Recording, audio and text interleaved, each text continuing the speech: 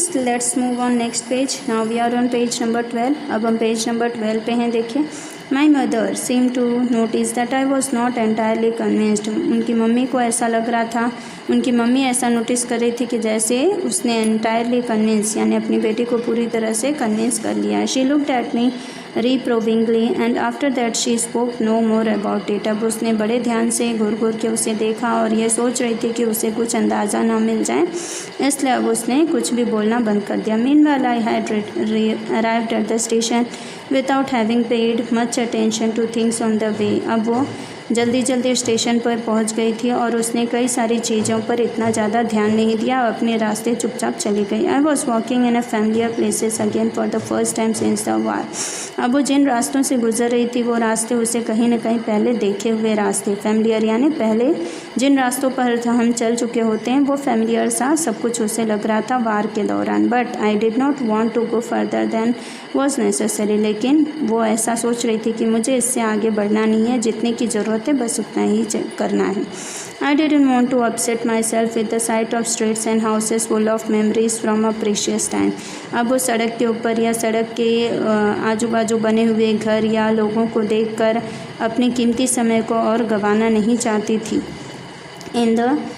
In the train back I saw Mrs. Dorling in front of me again as I had the first time I met her।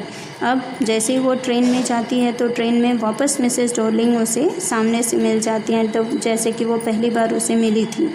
It was the morning after the day my mother had told me about her. और ये वही दूसरा दिन था जब उनकी mummy ने उस बारे में बताया था। I had got up late and coming down stairs. अब उनको लेट हो गया था और वो डाउन स्टेयर्स यानी सीढ़ियों से नीचे आ रही थी। I saw my mother about to see someone out. अब वो अपनी मम्मी को देख रही थी कि जैसे उनकी मम्मी इंतज़ार कर रही है कि कोई तो बाहर आए। अब वो man with a broad bag.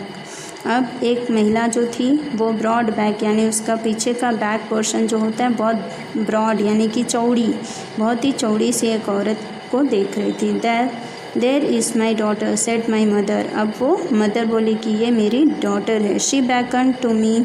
अब वो मेरे पीछे पीछे चलने लग गई। The woman nodded and picked up the suitcase under the coat rack. अब वो जो औरत रहती है मुंडी हिलाती है और अपना सूटकेस उठा के पीछे पीछे रैक पे रख कर और चलने लगती है। She wore a brown coat and a shapeless hat. अब उसने ब्राउन कलर की कोट पहनी होती है और उसके शेपलेस हैट जो होती है उसका कोई प्रॉपर शेप नहीं होता है। Does she live far away I asked, seeing the difficulty she had going out of the house with the heavy case।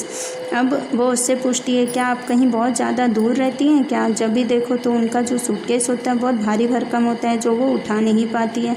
In Marconi street said my mother. उसकी mother ने कहा कि मार्कोनी स्ट्रीट पे रहते हैं नंबर 46, रिमेंबर दैट। अब उसने वही एड्रेस बताया कि नंबर 46 मार्कोनी स्ट्रीट पर वो रहती हैं।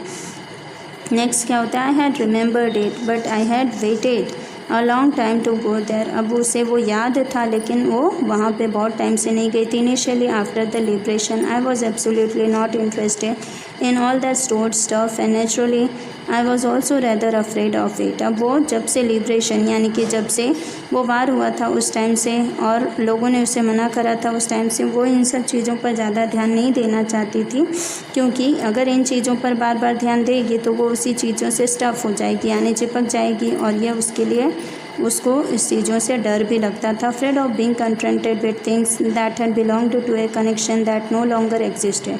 अब वो चीज़ों का डर ऐसा था कि जो चीज़ें उनकी हुआ करती थी, जो लोग कुछ लोग इस दुनिया में अब नहीं थे यानी कुछ लोगों की जिनकी मौत हो चुकी थी उनके भी सामान थे, इसलिए वो अपसेट नहीं होना चाहती थी। Which were hidden away in the cupboards and boxes and waiting in vain until they were put back on their places again, which had endured all those years because they were things।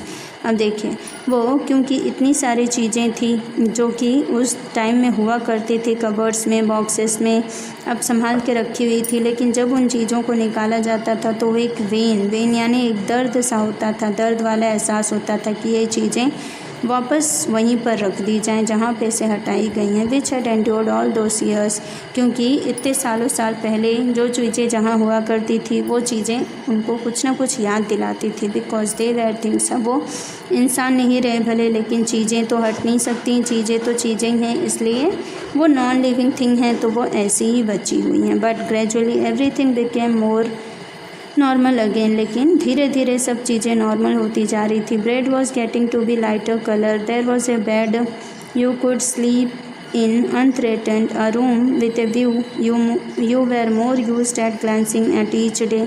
And one day I noticed I was curious about all the positions that must still be at that address. I wanted to see them, touch, remember. अब क्या हुआ, सारी चीज़ें normal होती जा रही थी, जैसे कि ब्रेड जो था वो भी अब उसका भी कलर फीका पड़ने लगा, लाइट कलर में आने लगा। बेड जो था वो भी उसी तरह से दिखने लगा जैसे कि वो लोग पहले डर से पहले सोया करते थे। रूम और रूम का नज़ारा सब कुछ वैसे ही ग्लैंसिंग एट ईच डे, हर दिन एक नई सुबह की तरह दिखने लगा। And one day I noticed, और एक दिन उन्होंने क्या नोटिस किया, I was curious about all the positions, वो सारी चीज़ों को या सारे पोजिशंस को जानने के लिए बहुत ही उत्सुक थी, क्यूरियस थी। That must still be at that address, अब वो क्यों जानने के लिए उत्सुक थे, उनको ये जानना था कि वो जो एड्रेस बताया गया उस एड्रेस के ऊपर वो महिला या वो चीज़ें उनकी अभी भी हैं या नहीं हैं, और अगर हैं तो वो उनको टच करना चाहती है, वो उनको याद करना चाहती है, मिलना चाहती है। After my first visit in vain to Mrs. Dowling's house, I decided to try a second time. जब वो पहली बार जाकर मिसेस डॉलिंग के घर पर जाकर मिलकर आ गई तो उन्होंने सोचा था कि अब वो सेकेंड टाइम भी जाएंगी। Now a girl is about 15 opened the door to me. अब दूसरी बार जब वो गई तो एक लड़की थी जो कि 15 साल की थी, उसने दरवाज़ा खोला। I asked her if her mother was at home. उसने उससे पूछा कि क्या आपकी मदर यहाँ पर हैं घर में।